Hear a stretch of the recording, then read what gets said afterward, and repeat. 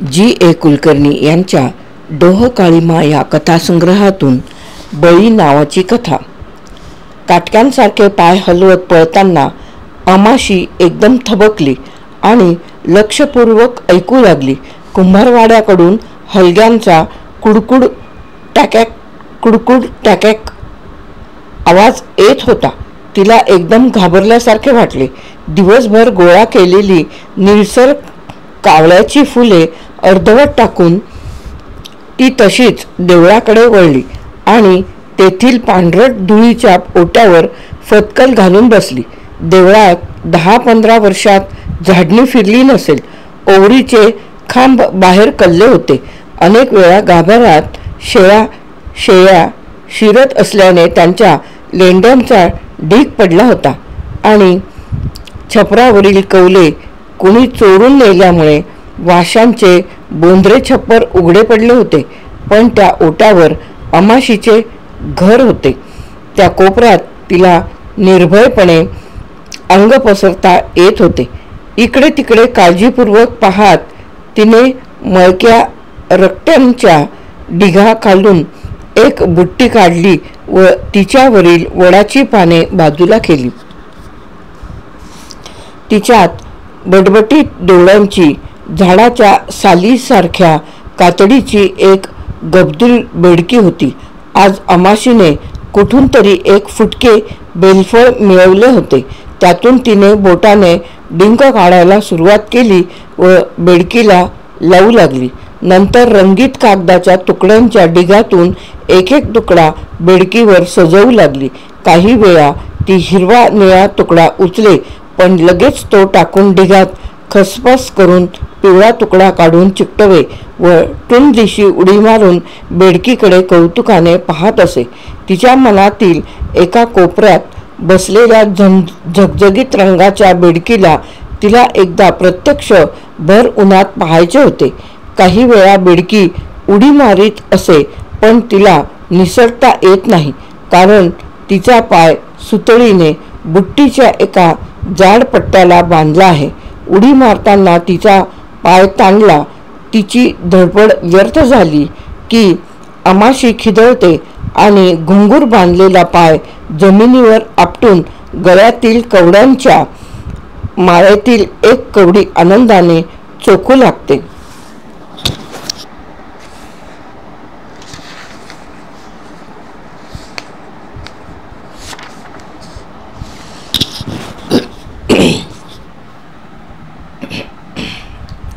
देवळासमोर ऊन भरड्या कांबळ्यासारखे होते आणि बाजूला पाटलांच्या सोफ्यावर कपाळावर 1000 सुरकुत्या घेऊन झोपाळू डोळ्याने सोमा उकिडवा पसरला होता.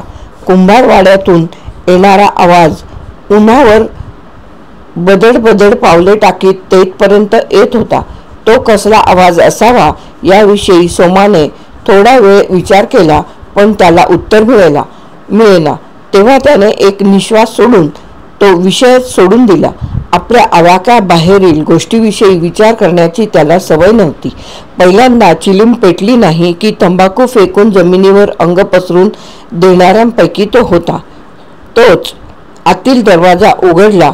सोप्यावर ठेवलेल्या तांब्यात बोटे बुचकळून डोळ्यांना लावत सखाराम पाटील बाहेर आला. सोमाने लगबग करून तेथे एक जाजम पसरले. तेथल्या तक्क्याला एक बुक्की दिली आणि तो स्वतः जाजमाच्या कडेला अदबीने बसला. तो अशा तेलकट आजिजीने सखारामच्या तोंडाकडे पाहू लागला की जणू सखारामचे ओठ बोलण्यासाठी हलू लागले की टुन्न दिशी उडी मारून तो ते शब्द तेथेच गोळा करणार होता. पण सखारामने प्रथम त्याच्याकडे पाहिले सुद्धा नाही. तो तेथूनच खेकसला. थुंक ती कवडी दररोज नवीन तरा आणतोय लांडरू. एकदम दचकून अमाशीने वर पाहिले. तिचा काळवणलेला वाळका चेहरा भकास होता. तिचे डोळे उपाशी रेडकासारखे होते आणि त्यांच्यात पूर्ण वेड्या माणसांच्या डोळ्यात जो खुळचट भोळा आनंद असतो तसा आनंद होता. तिने पटकन कवडी बाहेर काढली व फणकाऱ्याने ती सखारामकडे पाठ करून बसली. काय नशीब देतोय देव धनी, सोमा म्हणाला. कुठली मुलखावरून जोगतीन हित आली काय, कुणाशी शेण खाल्लं देव जाणे, आणि पोरीला वाऱ्यावर टाकून रातोरात उडाली काय. नशीबच नवं तर काय हाय काय. आणि पोरगी तर कसली असली, साप घेऊन तोंडाला लावला तर जिवंत नाक पोटात घेईल. देवाचं लेकरू म्हणायचं झालं व्हय रे व्हय, विमनसपणे सखाराम म्हणाला. त्याने अमाशीकडे प्रेमळपणे पाहिले व तिला हाक मारली, पण ती रागावली होती. ती आली नाही. राग बगरे सोमा, टकल्यावर भाकरी तुकडा भाजून घ्यावा, सखाराम म्हणाला.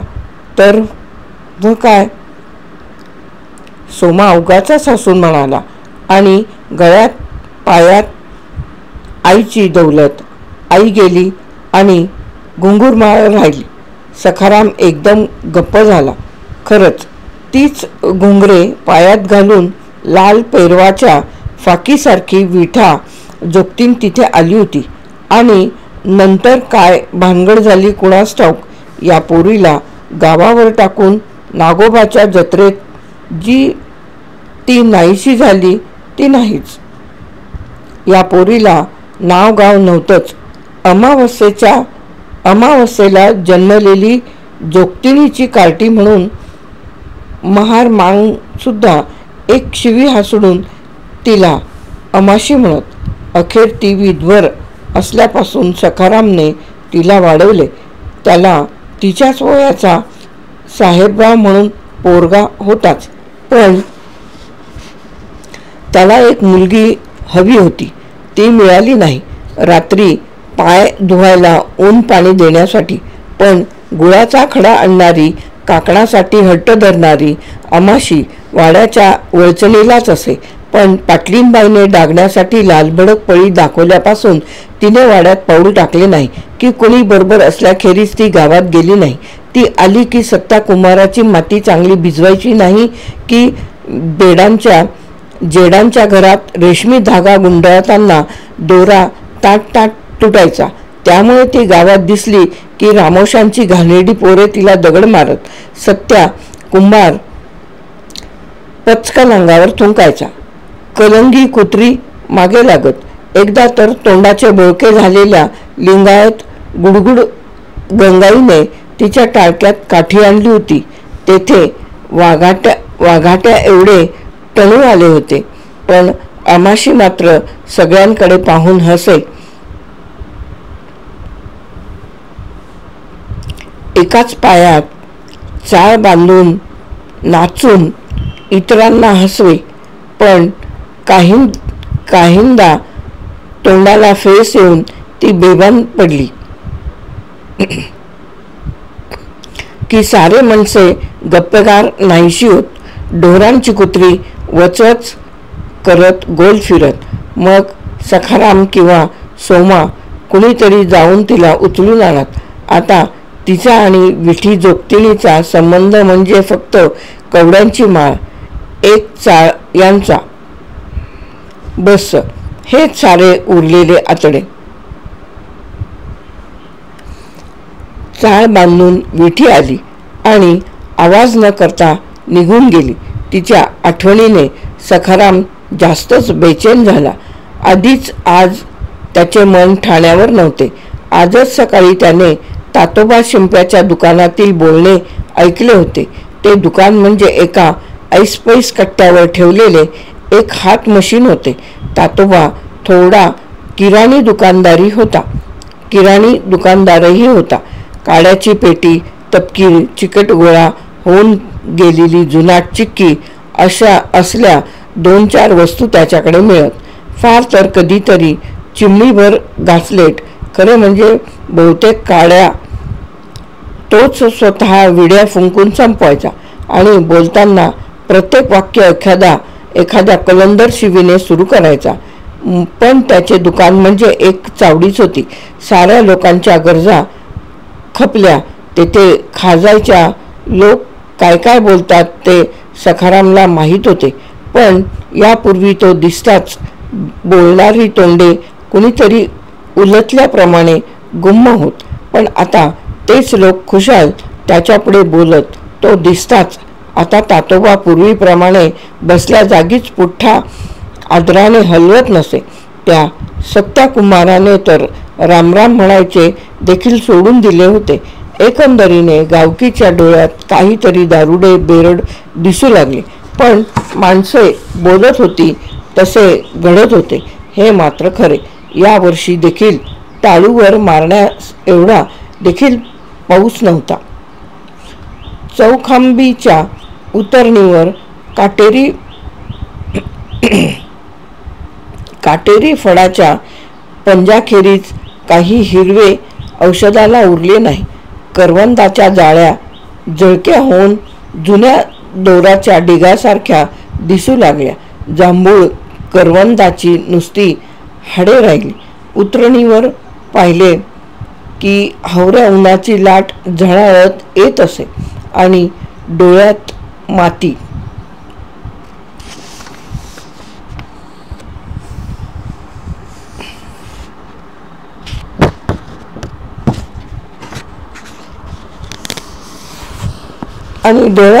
पडल्याप्रमाणे ते गपागपा मिटत. शिवारे तर ठार मेली. वीत वीत वाढलेली वातीसारखी मरतुकडी धाटे उपचताच जळाली. बांधावरचे गवत काडी काडी उडून गेले आणि जमीन भुसभुशीत होऊन धुरळू लागली. वाऱ्याचा झोत आला की गावचा हिरवा पदर हलण्याऐवजी लालसर धुळीचा धूर सुटायचा. गावातील 15-20 गुरे पाटीलवाड्यावरून घरी परतायची. गुरे कसली हाडांची नुसती मोटकुळी, डोळ्यांत मूक दैन्य. जाता जाता कशात तरी तोंड घालायची आणि फू फू करत धूळ उडवून जायची. आबा कुलकर्ण्याचा असा घागरी एवढ्या वशिंडाचा बैल, पण तोही आता मुतायचा. तो पोट पिचल्याप्रमाणे. काल तो धापा टाकत फेस ओकू लागला आणि रात्री पाय ताणून खलास झाला. चौखांबी टेकडीवरील गडावरच्या हणमंत भावीचा तळ बाप जन्मी दिसायचा नाही, पण तेथे आता घरा एवढे दगड दिसू लागले होते. मारुतीच्या देवळामागचा तलाव आटून चौकोन चौकोन फुटला होता. काही वेळा पुरुषभर खड्डे खणून लोक मातकट चिखल घागरीतून नेत. माणसे गेली की गाई कुत्री धावत येत.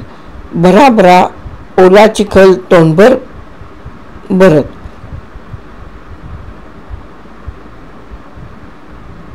मग रात्रभर पोट फुगून ओरडत. काही आपोआप बरी होत. काहींना ओढून भुताच्या खडकावरून खाली फेकावे लागे. मग रखरखीत ऊन आपल्या ओरडण्याने करकर कापत कावळे टणाटणा उड्या मारत लचके तोडू लागत. सूर्यानं 13वा डोळा उघडलाय हो बाप्यांनो. कानशिलावर कटाकटा बोटे मोडत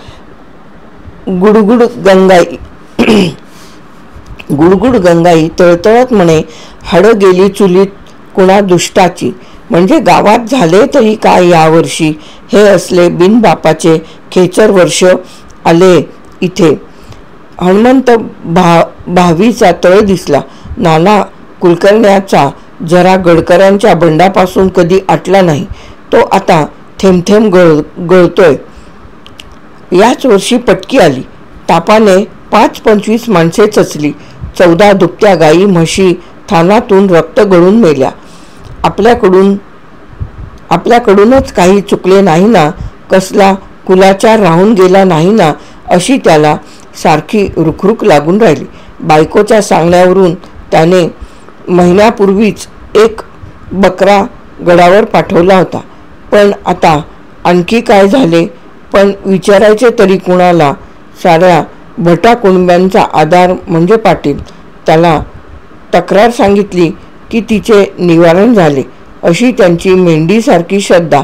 म्हणून तो अलीकडे मन कुरतडत असे.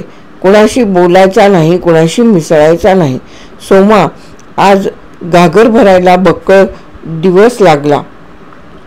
त्याच्याकडे न पाहता सखाराम म्हणाला, या शब्दात भविष्याचे चित्र होते.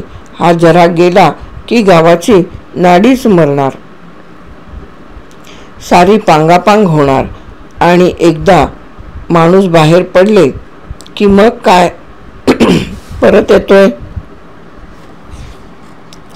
म्हणजे आपल्या हयातीतच चांदगाव बसणार आणि गडाच्या कुशीत मग एकही दिवा लागायचा नाही. काय नशिबात हाय देवा. कपाळावर हात मारीत सोमा म्हणाला,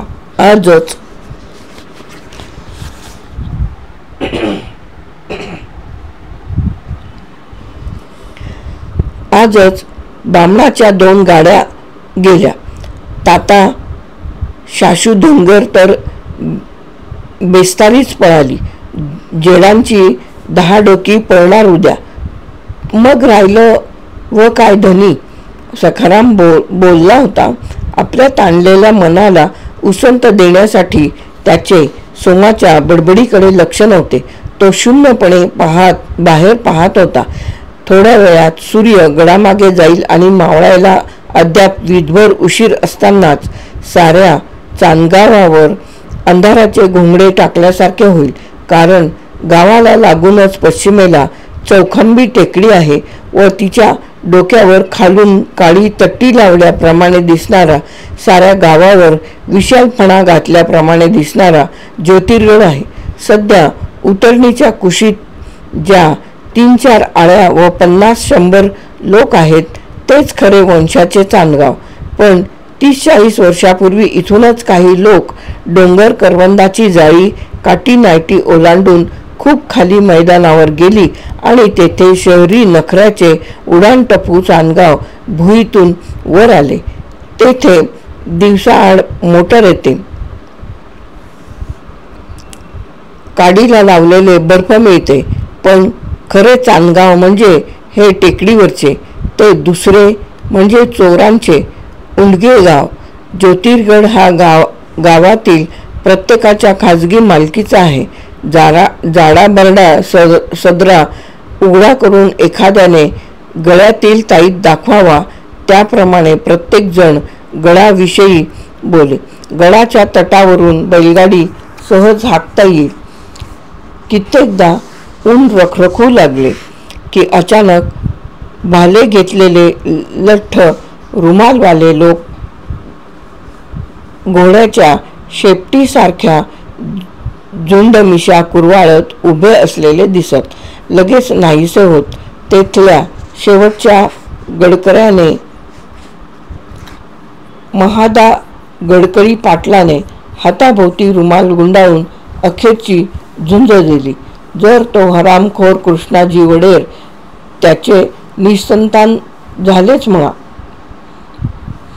शत्रूला फितूर झाला नसता.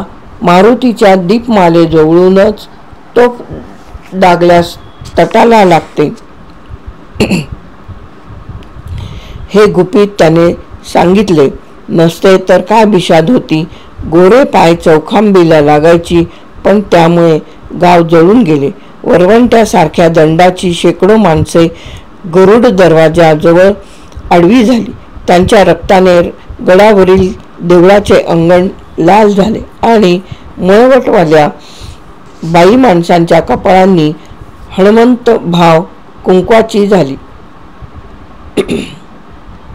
अजूनही गावात कुठे जेवणावळ झाली की एक पूर्ण वाढलेले ताट गडावर महादा गडकरीच्या छत्रीजवळ ठेवले जाते. पण आता ते सारे वैभव गेले आणि त्यांपैकी पुष्कळसे जाताना सखारामने स्वतःच्या डोळ्यांनी पाहिले होते. जणू एक अजस्त्र अजगर आ करून बाहेर हळूहळू गिळत होता. गडाचे तर डोळेच गेल्यासारखे झाले. मरीआई देवळाचे उत्पन्न बंद झाल्याने तेथला दिवा विझला. कुटुंबाच्या कुटुंबे परागंदा झाली. छत्रीभोवतालच्या धुळीत माणसांची पावले क्वचितच दिसत. गडावरील हणमंत भावीत शेकडो घोडी पाणी प्यायची. आता तेथे आजूबाजूच्या खेड्यातील एखादे चुकार गुरु पडते. रात्रभर ओरडते आणि सकाळी घारी गिधाडे त्यावर शांतपणे घिरट्या घालू लागत. अन्नधान्याने भरलेले अन्नपूर्णा कोठार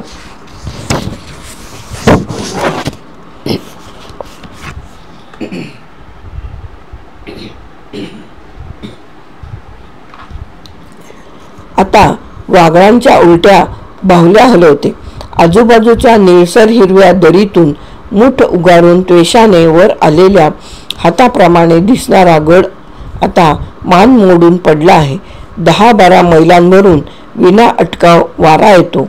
छत्री, देऊळ, भग्न शिवलिंग, गरुड दरवाजा, गोविंद तीर्थ यावरून घोंगावत पश्चिमेकडील पडक्या तटातून कोकणात जातो. सारे निर्जन आहे, सारे स्मृतीने जळावले आहे. खाली गावातही तेच. सावलीत 100 माणसे वराडासारखी झोपवून घेणारे देवळा जवळचे झाड 7-8 वर्षापूर्वीच उन्मळून पडले व त्याची गाडीभर आतडी 2 पुरुष खड्ड्यातून वर उसळली. गाव म्हणजे आता नुसती कात राहिला आहे. गावचा प्राण म्हणजे पाटीलवाडा, भटा बांबळाची आळी आणि रामोशाचा नाल. याशिवाय आहेत घरे, त्याशिवाय आहेत घरे. कुंभाराची गाढवे, गाडगी घरे सौळभावी जवळ आहेत. पाटलाच्या वाड्यामागे लोहार शाळा, शाकंभरीच्या देवळामागे जेडांची 15-20 घरे अद्यापही आहेत. कालपाशाच्या मठात लिंगवंत राहतात. वेशीजवळ भुत्या चांभाराचे घाणेरड्या वासाचे घर. सातप्पा गुरवाला आता कुठे कामही नाही की उत्पन्न नाही. पण आता पाटलाच्या निम्म्या वाड्यात दिवा लागत नाही. आडवे पडलेले खांब, एक जिना, पडक्या भिंती, 3 सलग धडक्या खोल्यात सखाराम राहतो. सोमाला पुढे घालून हातात चांदीच्या मुठीची काठी घेऊन तो दरबार पाहिल्याप्रमाणे कधीतरी एकदा गावात हिंडतो. करवत काठी धोत्रात सखाराम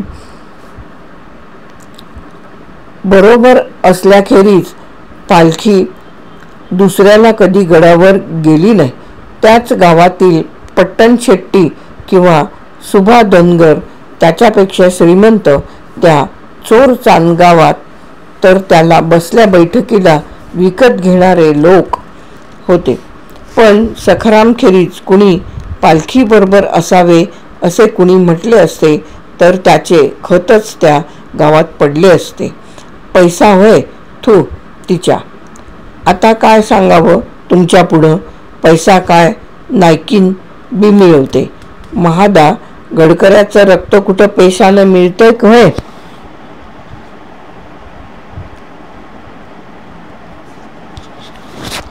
पण अनेकदा असे ऐटीत चालत असतानाच आपण नाटक खेळाचे खोटे सोंग घेऊन चालत असल्याप्रमाणे त्याचे मन पोकळ विषण्ण बने.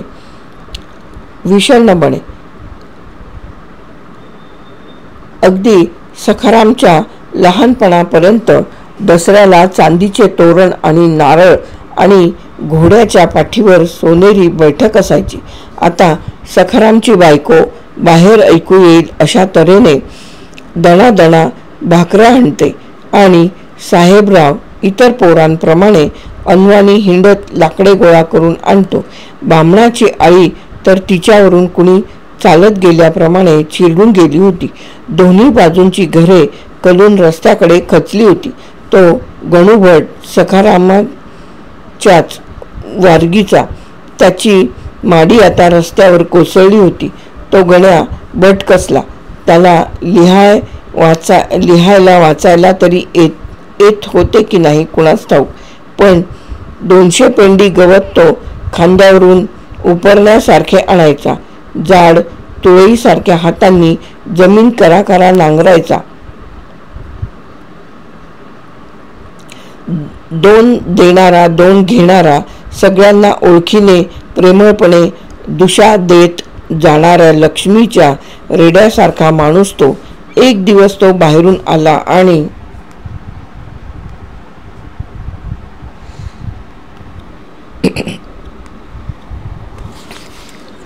आणि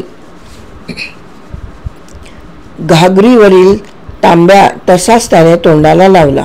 रिकामा तांब्या व त्याचे डोके एकदमच जमिनीवर आदळले. जो तो आडवा झाला तो उठला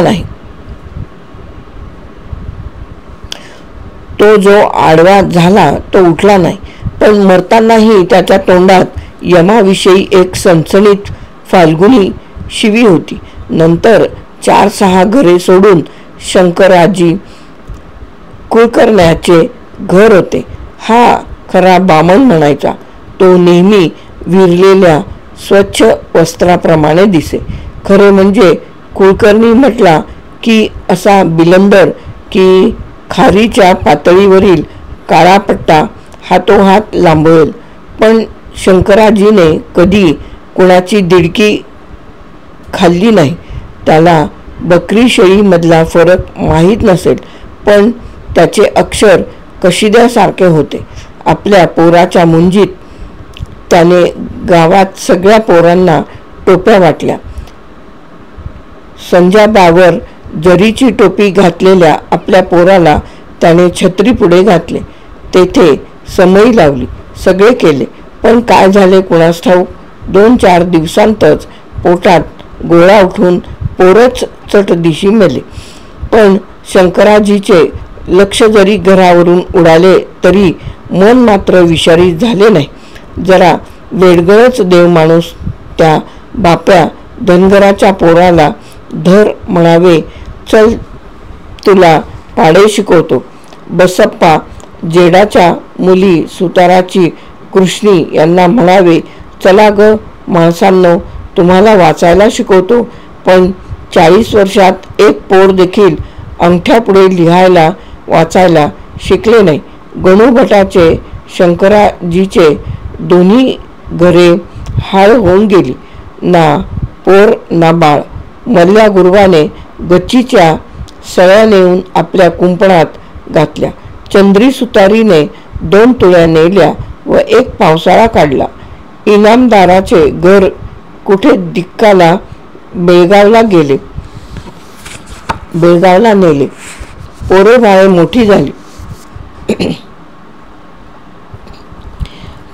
मोठी झाली, शिकली, त्यांचे आपले ठीक आहे.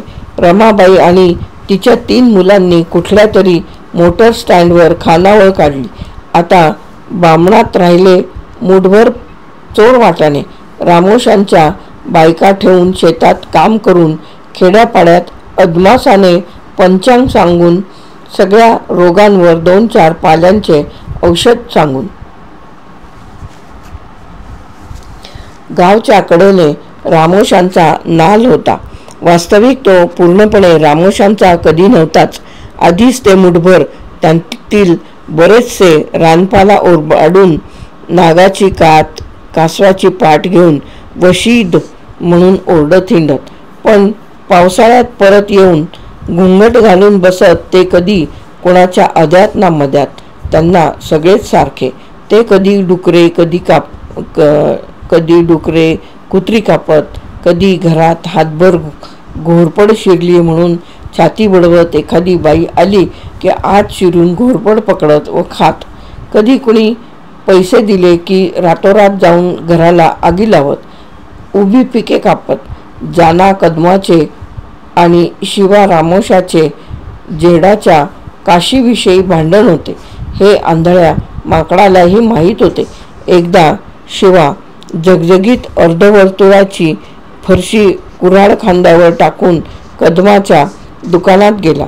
कदम मशिनीवर होता. त्याने हातभार लांब कात्री शिवाच्या पोटात खुपसली आणि आपण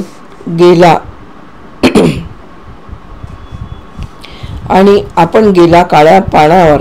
नंतर शिवाच्या चुलत भावाने कदमाच्या भावाचा खून केला. मग त्या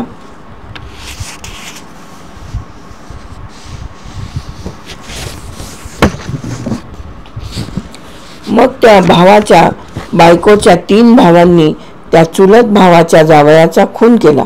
मग आता गावात घरांना तोटा नव्हता, पण खणखणीत मनाची सोट दंडाची माणसे मात्र नाहीशी झाली होती.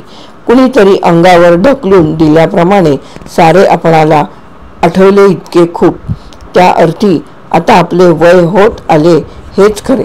आपण आता लागलो वाहवतीला असे सखारामाला वाटले. तो काहीतरी उगाच बोलणार तोच तो चमकला व कान देऊन ऐकू लागला. जखमेतील वेदनेप्रमाणे हलग्यांचा आवाज ठसठसत ऐकू येत होता. थोडा मोठा मोठा होत होता. काय रे सोम्या, आज कसली पालखी? त्याने चिडून विचारले. आणि आम्हाला कशी नाही वर्दी? त्या कुंभारवाड्यात हलगी ओरडतात, पण कसली देव जाणे, सोमा म्हणाला. पण मध्येच थबकला. एकदम त्याचे मन भीतीने अंधारले. आणि हलग्यांचा आवाज त्यासाठी आहे तर गेले 6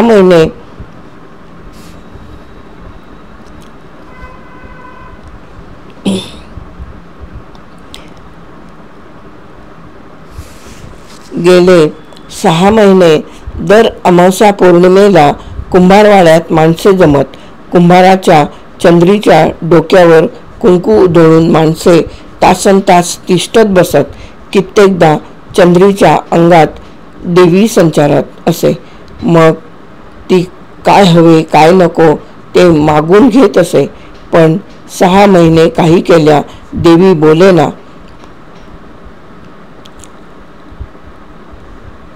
चंद्री सारखी घुमारत असे. श्रमाने तिचे डोळे इंगळासारखे होत, पण पडद्याआडून शब्द येईना. पण आज खाडकन पडदा बाजूला सारला असावा. काटेरी फळाला टपोरे रक्ता फळ यावे त्याप्रमाणे इतके दिवस मूक बसलेली हलगी टरकू लागली. आणि देवी काय बोलली असावी या भीतीने सोमाचा जीव गोळा झाला. बोलण्यासाठी तो सखारामकडे वळला देखील, पण आता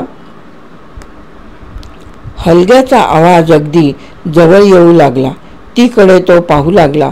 थोड्या वेळाने लंगोट्या लावलेली काळी बिंद्री पोरे आणि 2-4 कुत्री धापा टाकत तेथे आली व गप्पा देवळाच्या ओटीवर चढली. अमाशीने पटकन बुट्टी उचलली व ती बेलफळ सावरत पाटलाकडे धावली. त्या धावण्याला घुंगरांच्या आवाजाची कड होती, पण मध्येच ती ठेचाळली व बुट्टी खाली पडून तिच्यातील रंगीत कागद उधळले. आता एकदम भिंतीतून दैन्य उमटल्याप्रमाणे हलग्याचा आवाज कानावर आदळला आणि 5-25 माणसे घोळक्याने देवळाच्या अंगणात आली. त्यांच्या मध्यभागी लाल कपडे मिळून केलेली लहानशी पालखी होती. पुढच्या बाजूला काही लोक वेडावल्याप्रमाणे अंगाला हिसके देत नाचत होते. सर्वात पुढे असलेल्या सत्या कुंभाराने बुट्टीला जोराने लाथ मारली. तो दोरा तुटून बेडकी पच्च दिशी लांब जाऊन भिंतीवर आदळली आणि पाय पसरून फुटली. त्या घोळक्याच्या मध्यभागी वाऱ्यावर केस उडत असलेली छाती बडवत नाचणारी चंद्री होती. ती धावत पुढ्यात आली आणि धाडदिशी तिने धुळीत अंग टाकले. नंतर गुडघ्यावर हात ठेवून ती वेगाने डोलू लागली आणि तिचे केस वाऱ्यावर पंख्यासारखे पसरू लागले. काठी टेकत गुडगुड गंगाई तिच्या बाजूला आली व उदे उदे म्हणत ओच्यातील कुंकवाच्या मुठी तिच्यावर उधळू लागली. काय रे कुंभारा, काय आहे? सखारामने उठून विचारले. ऐका की पाटील, तुम्हीच कान घट्ट करून आढ्यतेने सत्या म्हणाला व बाजूला थुंकला. बाकीच्या वेळी त्याची बत्तीशी हलवूनच सखाराम पुढे बोलता बोलला असता, पण आता त्याने तिकडे दुर्लक्ष केले, कारण चंद्री आता पुन्हा छाती बडवू लागली होती. तिच्या भोवती आणखी 3-4 बायका जमल्या व तिच्यावरून तांदूळ ओवाळून उधळू लागल्या. माझ्यात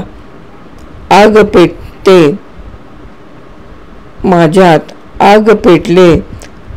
चंद्री किंचाळली, मला सोस आहे, नरडं भाजतंय, आता आणखी कसली तहान. सखाराम रागाने पुढे येत म्हणाला, गेल्या खंड्यालाच 2 अंगठ्या विकल्या आणि घातला की बकरा. मी भुकी आहे. त्याच्याकडे दुर्लक्ष करून चंद्री ओरडली. तिने बसल्या बसल्याच एक दगड उचलला व सखारामच्या पायावर घातला. त्याची 2 बोटे बोंडाप्रमाणे फुटली,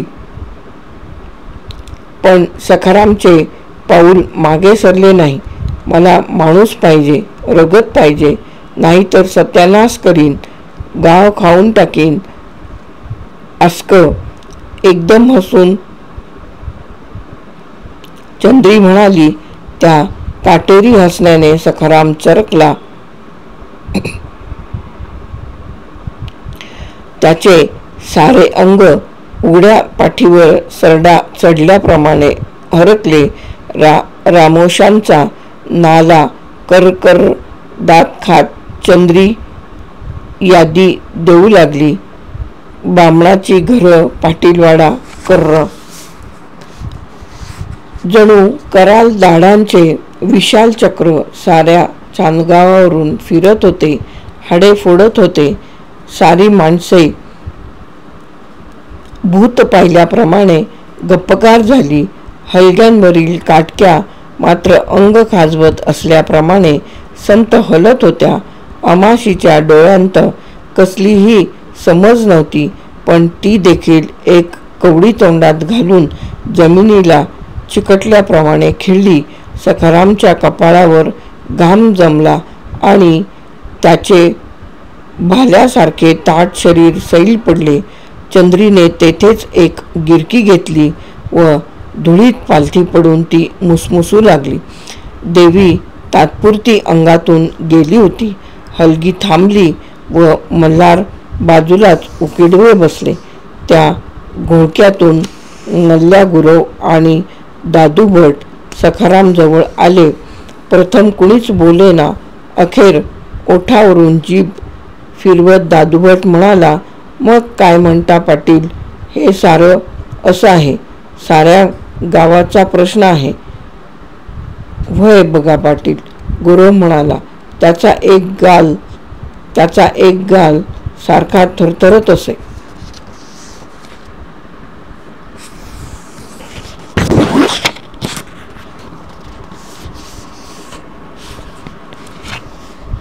त्यामुळे तो नेहमी भेदरलेला दिसे.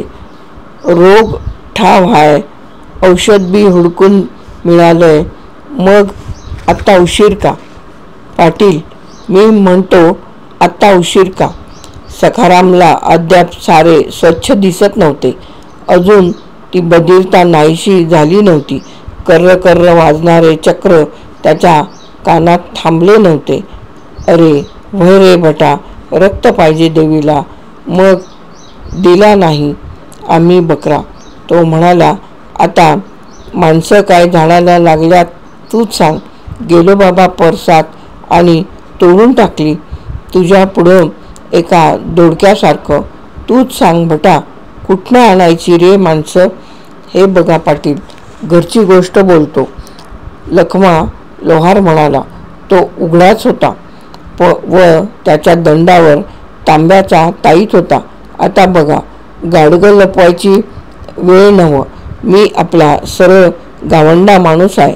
गुरंढोरं मरत आहेत, माणसं बी मरतील, गाव लागलंच व्हावतीला. आता लपायचं काय डोसकं? म्हणून उघड उघड बोलतो. तसलं माणूस हा इथंच गावावरून ओवाळून टाकलेलं. इथं आपल्या गावात? सखारामने आश्चर्याने विचारले व सगळ्यांच्या तोंडाकडे तो टकाटका पाहू लागला. त्याच्या माहितीपैकी प्रत्येकाला गोतावळा होता. कुणीतरी रडणारे होते, कुणाला तरी चुटपुट लागणार होती. कोण रे बा असलं माणूस लखमा? त्याने पुन्हा आश्चर्याने विचारले. जे मेल्याने कोणाचाही डोळा उलावणार नाही असले कुठले माणूस चांदगावात आहे त्याला समजेना. सगळ्यांनी माना खाली घातल्या. इतका वेळ कुजबुजत असलेल्या बायका देखील तोंड चिकटल्याप्रमाणे गुम्म झाल्या. सखारामला चरकल्यागत झाले. त्याला ही अनिश्चितता सहन होईना. तो ओरडला, काय सर्वांचीच तोंड गेली काय? लडदुन्नो, बोला की, कामीच जाऊ आणि मान कापून घेऊ हनुमंत भावीत. छा छा, हे काय बोलणं झालं पाटील? तसं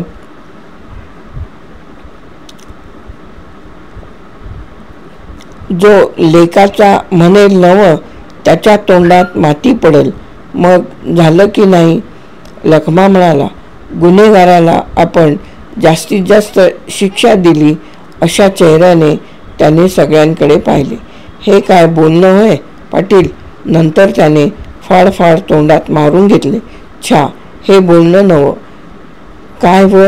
दादूभट काठी टेकत गुडगुड गंगाई पुढे झाली व कुंकवाने माखलेला हात नाचवत म्हणाली, मी बोलतो या पाटील. वय इथंच हा एक माणूस बेवारशी कुत्र्यासारखं आईबाप उरथवले या सटवीनं आणि गावाच्या मुळावर येऊन बसलीये तेव्हापासनं पटकी हाय, प्लेग हाय, याच वेसवेला कशी धाड होत नाही देव जाणे.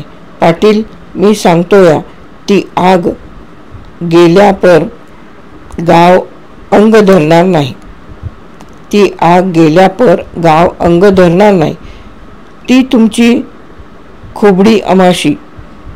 ती तुमची घुबडी अमाशी.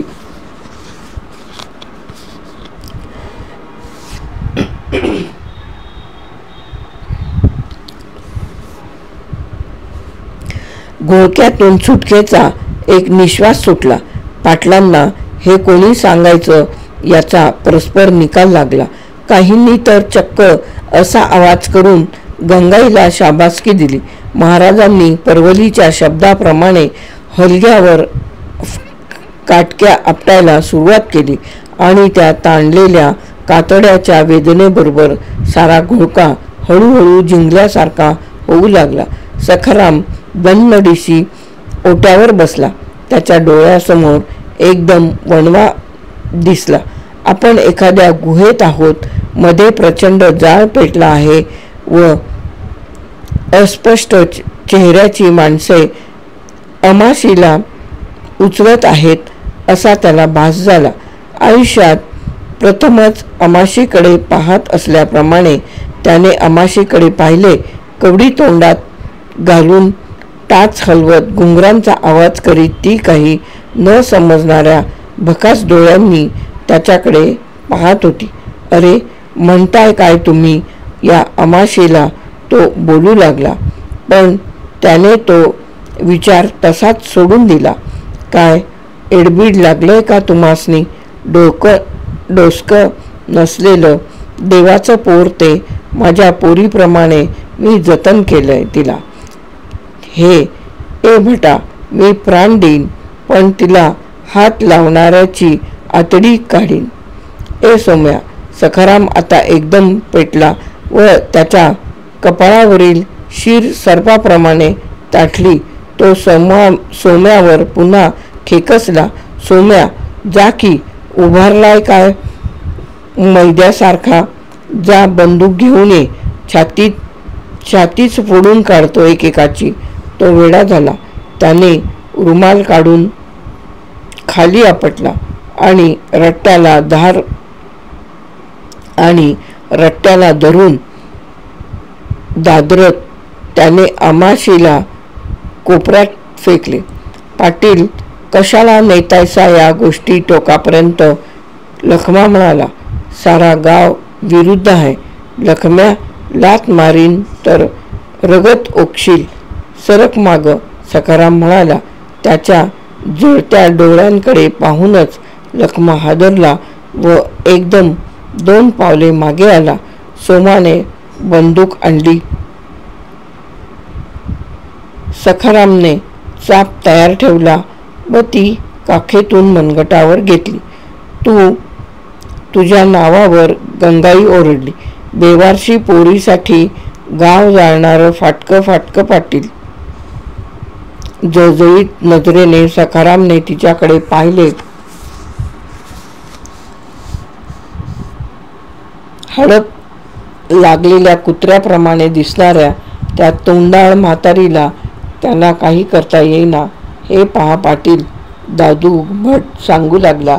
ती तुमच्या पोटची मुलगी तर नव्हे ना, त्यासाठी इतकी माणसं मारायची, पोरा बाळांच्या गळ्याला नख लावायचं.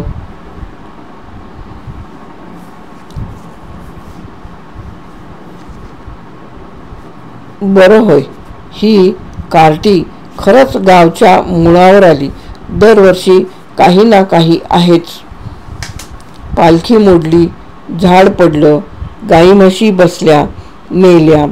जाऊ द्या पाटील तिला. यातील एक शब्द चौखांबी सोडून उतरायचा नाही. जोगतिणीचं पाप आहे पाटील हे.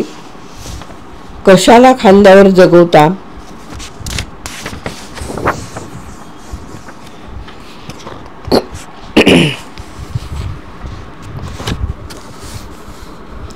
जो बोलेल बाईल त्याच्या चुलीत शिर उगवतील.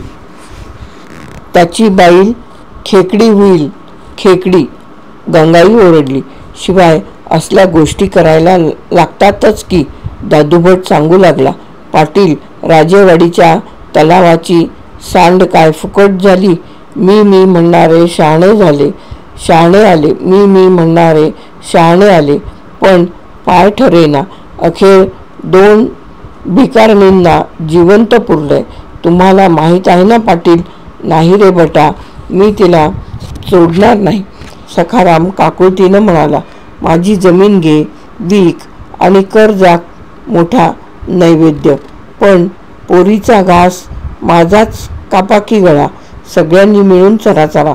ए पाटला, सत्या कुंभार घोळक्यातून पुढे येऊन म्हणाला. हा चांगला तगडागडी माजलेल्या बैलासारखा नागपुड्यांचा होता. माझी पण हाय बंदूक. तुझा मोजबा नको. होऊनच जाऊ द्या सगळ्यांमोर. कुत्र्यासारखा गोळी घालतो बघ तुलाच. सखारामने त्याच्याकडे पूर्ण 1 मिनिट पाहिले. नंतर अगदी नेम धरून तो पचकन सत्याच्या तोंडावर थुंकला. सत्या एकदम आकसला. गाढवाची अवलाद गोळी घालतोय मला. गाढवाचा नांगर फिरवीन घरावरनं, मग गुरं मुतणार नाहीत चुलीत. लोकांनी सत्याला एकदम आवरले, पण लोक आता संतापले व जास्त जवळ येऊ लागले. सखाराम तरी आडवा झाला पाहिजे किंवा पालखी तरी मागे गेली पाहिजे, अशी स्थिती निर्माण झाली. हलग्यांच्या जिभा खरवडत ओरडत होत्या. सतत रक्त ठिपकल्याप्रमाणे, सारखी वेदना ठसठसल्याप्रमाणे. पण आता आतून पाटलीन बाहेर आली.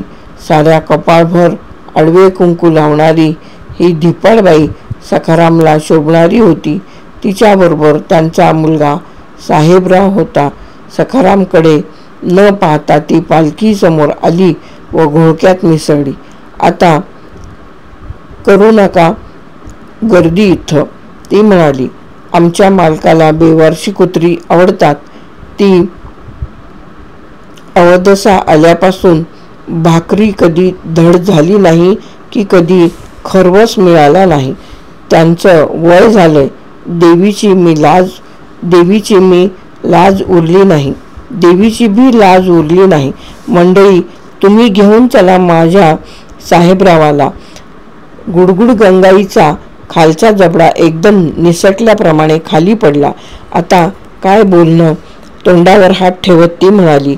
पाटलीन, तुझा पोटचा गोळा नव, पण स्वतःचा मुलगा दादूभट म्हणाला, पण आश्चर्याने फाडकन गप्प बसला.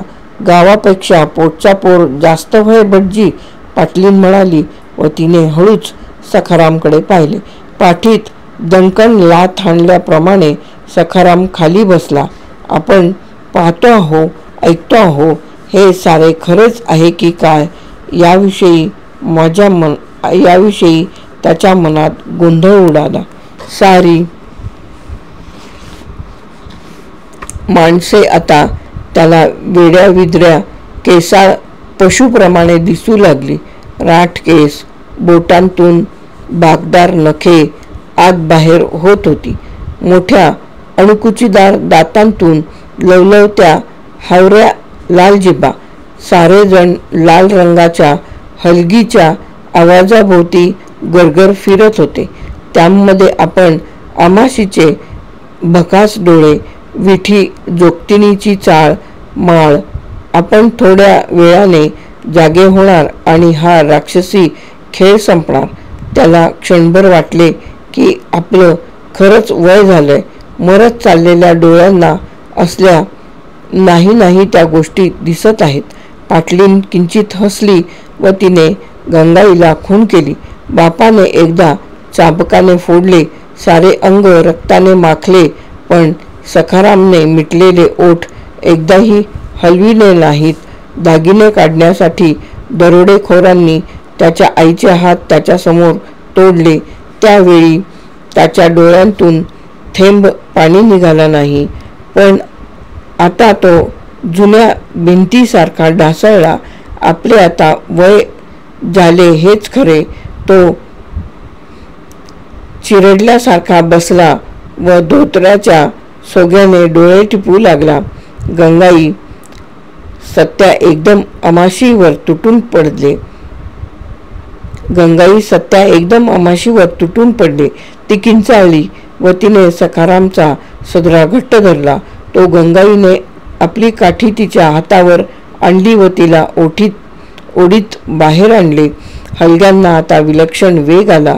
5-7 माणसे एकदम दंश झाल्याप्रमाणे ताडकन भिरभिरू लागली व त्यांच्या पावलांनी धुळीचे गडद फुटकार उडू लागले. आता अंधारात आले व त्या अर्धवट अंधारात झिंगलेल्या आकृती भूताप्रमाणे वरवर गडाकडे सरकू लागल्या.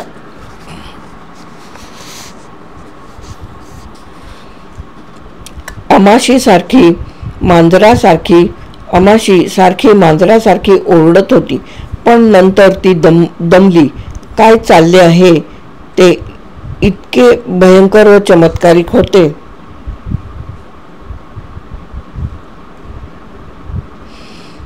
की ते समजून घेण्याचा तिने प्रयत्न सोडला. आजूबाजूला सोमा, सखाराम कोणी नाही. पाहावे तिकडे काळीचर्र करणारे दैत्यांचे चेहरे. प्रेमळपणाची कुठे खूण नाही.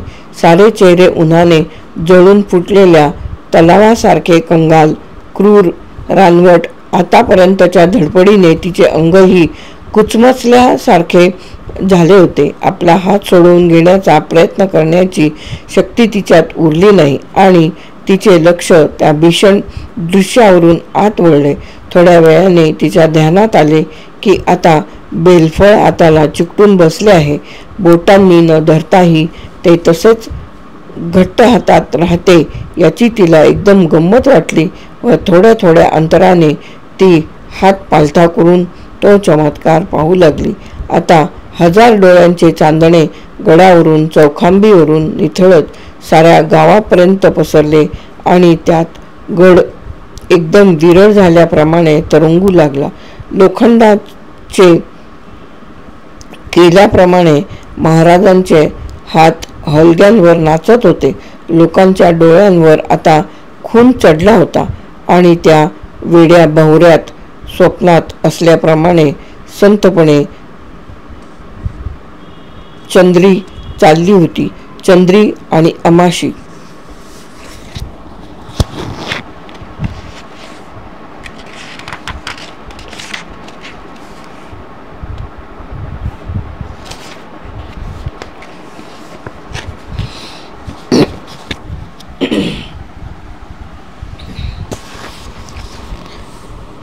सारी माणसे हनुमंत भावी पाशी आली व जरा अंतरावर अर्धगोलाकार उभी राहिली.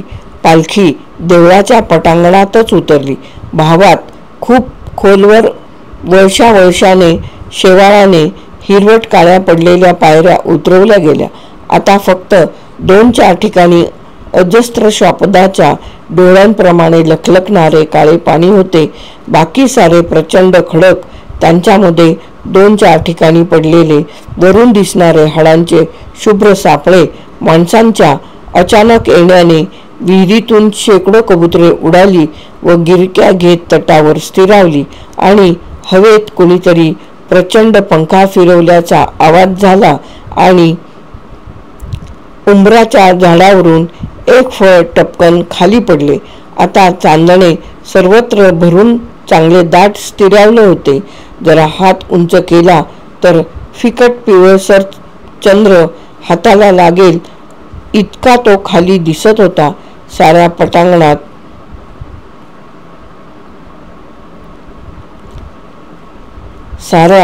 पटांगणात सावल्यांचे तुकडे विखुरले होते. मरी आईचे देऊळ, तिच्या मागील महादाची छत्री, उंबराचे झाड ही सुद्धा सारी अंगावर चांदणे सांडलेल्या उभ्या सावल्यांप्रमाणे शांत गोठलेली होती. गंगाईने मूठभर कुंकू आमाशीच्या झिंज्यांवर उधळले व एक फक्का तिच्या नाकाडोळ्यांवर फिरवला. ती फू फू करून डोळे चोळत असतानाच सत्याने तिला दरादरा ओढत विहिरीच्या कमानीकडे नेले व तेथील फुटक्या मूर्तीच्या कोनाड्यात ढकलले. तिच्या चित्काराने सारे चांदणे चिंबल्यासारखे झाले. सत्या परत आला आणि सारा जमाव एकदम अनेकमुखी शिकारी झाला. दगड गोळा करण्याची एकच धडपड सुरू झाली. पाटलिनीने पहिला दगड तिच्याकडे भिरकावला. तो तिच्या गुडघ्याला लागला. अमाशीने एकदम ओरडून गुडघा उचलून दाबून धरला व वेदनेने ती एकाच पायावर नाचू लागली.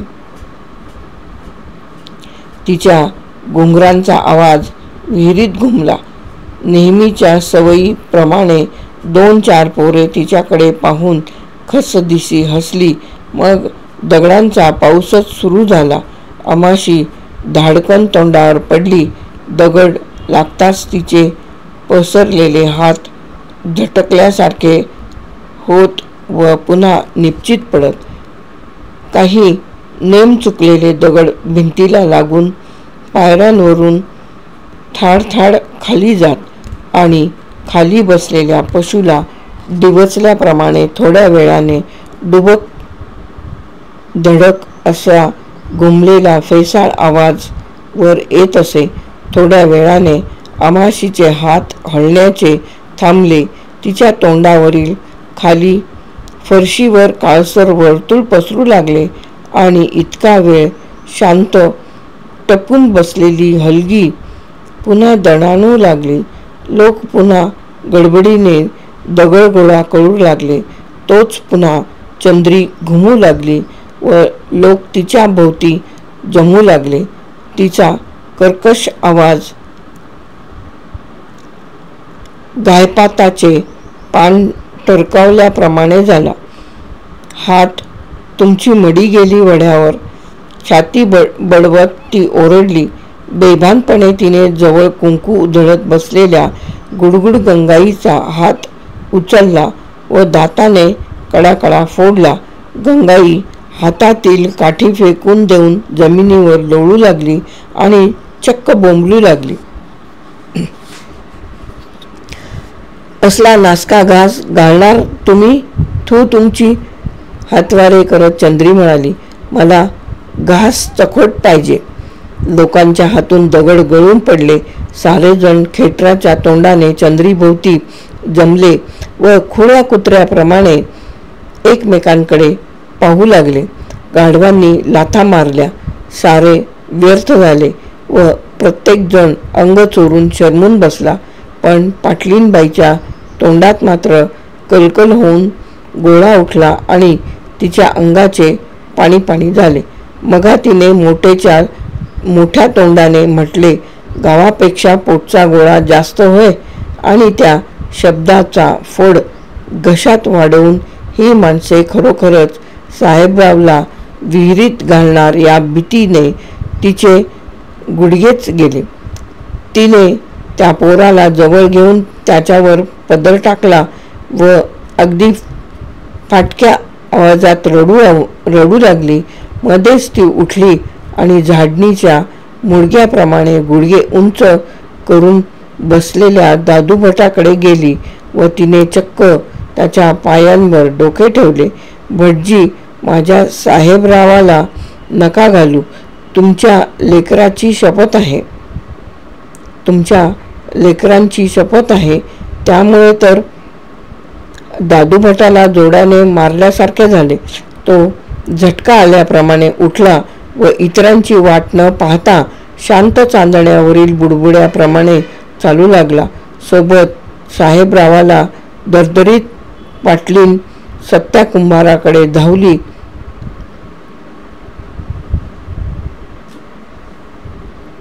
व तिने त्याला त्याच्यासमोर घातले आणि स्वतः त्याच्यापुढे चारदा कपाळ टेकू लागली. सत्ता, माझ्या साहेबरावाला नको घालू दंडवत. घालते मी. आणि ती खाली पडूनच रडू लागली. सखारामची थुंकी सत्याच्या तोंडावर अजून जळत होती. आता मिजाजखोर सखारामची बायको मोलकरणीप्रमाणे आपल्यापुढे रडत आहे. त्याचे पोर बेदरून मुळमुळत आहे. हे पाहून त्या जखमेचा विखार कमी झाला. तो तुच्छतेने बाजूला थुंकला व पाटलिनीकडे पाठ फिरवून बसला. आता काय करायचं इथं चिकटून? चला रे, कुणीतरी म्हणाले. आता मोर्चा अमाशेपुढे पाहू. साऱ्यांना हा विचार पसंत पडला. सारेजण हळूहळू हलू लागले. हलग्यातील फेसाळलेली वेदना संपली होती. महारांनी सैल झालेली हलगी पाठीला अडकवली आणि मोडलेल्या मानेने ते गड उतरू लागले. त्यांच्या पाठोपाठ पाटलीनबाई धावतच परतू लागली. दरवाजातच त्यांची उघड्या बोडक्या अनवाणी येणाऱ्या सखारामशी गाठ पडली. जणू झपाटल्याप्रमाणे लांब टांगा टाकत तो सरळसोट निघाला होता. पाटील, घ्या व तुमचं लेकरू. देवी भी थुंकली सटवीवर. गंगाई त्याच्यावर खेकसली. तिचे शब्द त्याने ऐकले की नाही कोणास ठाऊक. तिच्याकडे न पाहताच तो वर देवळाजवळ आला. साऱ्या चांदण्यांची मिळून एक अजस्त्र जीभ हणमंत भावीच्या तोंडातून येऊन तिने एका वळशाने साऱ्या माणसांना पुसून टाकल्याप्रमाणे आता तेथे कुणी चीटपाखरू ही उरले नव्हते. पटांगणावरील नीरवतेत सखारामच्या पावलांचा आवाज घुमू लागला. गरुड दरवाजाने वारा आत येई. पटांगणावरील पाने चाळवून सरकवून विमनस्पणे पुढे जाई. चांदणे सुद्धा असे दाटसर स्थिर पसरले होते की मध्येच एखाद्या कबुतराच्या पंखांचा आवाज झाला की चांदण्याला घडी पडून ते चुरगाळते की काय असे वाटावे. सखाराम छत्रीजवळ थांबला व त्याने समोर पाहिले. कमानीच्या अंधाराने अर्धवट झाकलेली अमाशी विखुरलेल्या दगडांत पालथी पडत होती. तो धावत तेथे आला. त्याने थोडे दगड बाजूला केले व तिला उचलून तिचा चेहरा आपल्या बाजूला केला. तो रक्ताने उष्ण वाटत होता. गळ्यातील कवड्यांची माळ जवळजवळ फुटून गेली होती. सखारामचे हात एकदम पातळ चिखलासारखे झाले. त्याने तिला जमिनीवर ठेवले व तिचा आखडलेला गुडघा सरळ केला. त्यावेळी तिच्या पायांतील घुंगूर हलले व उगाच होय की नाही असे किणकिणून गप्प झाले. फुकट फुकट आलं जन्माला लांडरू, फुकट मरून गेलो, तो पुटपुटला. आणि आपण सुद्धा फुकटच जन्मलो आणि असेच एक दिवस माती होऊन जाणार झालं. घुंगूर किणकिणून गप्प झाले. त्याबरोबर त्याच्या आयुष्यातील एका धुंद कोपऱ्यात नाचणारी विठी जोगतिणीची केवड्यासारखी पावले व त्यांच्या भोवतालचे घुंगूर यांचा आवाजही बंद झाला. देव बाबळीच्या उग्र मादक निकोप वासाची विठी अशाच सावल्यांची चित्रे असलेल्या चांदण्यात ज्या ज्या वेळी त्याला अमराईत भेटत असे त्यावेळी त्याचे सारे शरीर पुरुषभर ड्युटीप्रमाणे धगधगीत पेटत असे. आता नुसते वण राहिले. त्यातील घुंगूर आवाजाची वेदना बधीर होऊन संपून गेली. त्याला सुद्धा कशाचा अर्थ समजला नाही. लिबलिबीत गोळा झालेल्या बेडकीपासून फडाच्या चिरडलेल्या बोंडासारख्या डोक्यापर्यंत कशाचा त्याला ताळमेळ लागला नाही. अधिक उणे ध्यानात आले नाही. पण साऱ्यामुळे त्याचे आयुष्य मात्र लाथेने मारून फोडलेल्या बेडकीप्रमाणे आकारहीन, ओंगळ, फुटके होऊन गेले. कथा समाप्त. बळी नावाची कथा समाप्त.